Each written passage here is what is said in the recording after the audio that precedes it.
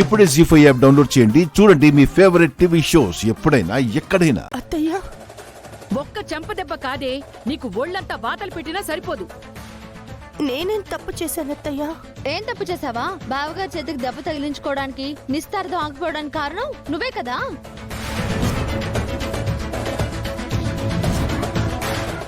అలా అని అత్తయ్య గారు అనుకుంటున్నారు. అత్తయ్య గారు, ఆయన చేతికి దెబ్బ తగిలించుకుంటే నేనెలా కారణమవుతాను? ఆ టైంలో నేను మీతోనే ఉన్నాను కదా అత్తయ్య.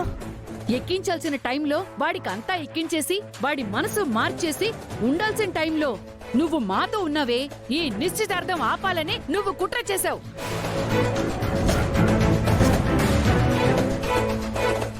అత్తయ్య, నిశ్చితార్థం ఆపాలంటే కుట్రలే చేయాల్సిన అవసరం నాకు లేదు. నిశ్చితార్థం ఆపాలని ఉద్దేశమే నాకుంటే పోలీసులు వచ్చినప్పుడే ఆ విషయం వాళ్ళతో చెప్పుంటే వాళ్ళే ఆపేసుండేవాళ్ళు.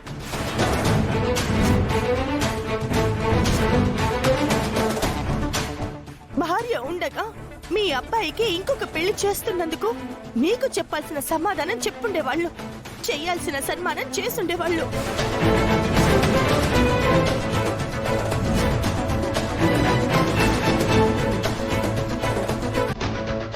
అత్తయ్య, ఒక విధంగా మీకు నేను థ్యాంక్స్ చెప్పాలి.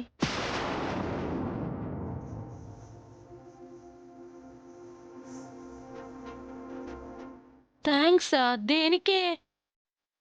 ఇది వరకు నేను మీకు ఒక మాట చెప్పాను కదా అత్తయ్య, గుర్తుందా?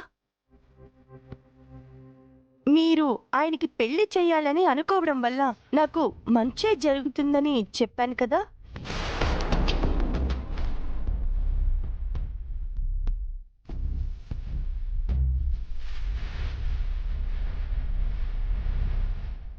ఎందుకు పెళ్లికి అంతలా ఎంకరేజ్ చేస్తున్నావు?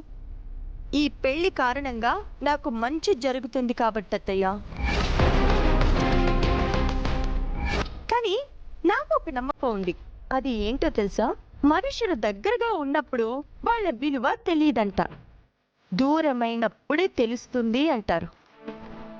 ఈ పెళ్లి కారణంగా అయినా మా మధ్య దూరం పెరిగితే ఆయనకి తన మనసులో నా మీద ఉన్న ప్రేమ తెలుస్తుందేమోనని.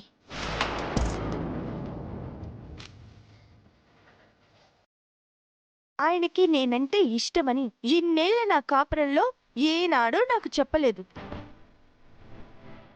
కానీ ఆయనకి మీరు రెండో పెళ్లి చేస్తా అన్నప్పటి నుంచి ఆయన మనసులోనే లేదు. తనలో తాను బాధపడుతున్నాడు, అది నా మీద ఆయనకున్న ప్రేమ అని.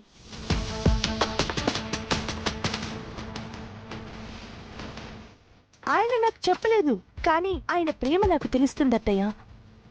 సరిగ్గా ముహూర్త సమయానికి ఆయన చేతికి దెబ్బ తగిలించుకొని నిశ్చితార్థం జరగకుండా ఆపారు అంటే ఆయనకి ఈ పెళ్లి ఇష్టం లేదు అనడానికి ఇంతకన్నా నిదర్శనం ఇంకేం కావాలత్తయ్య?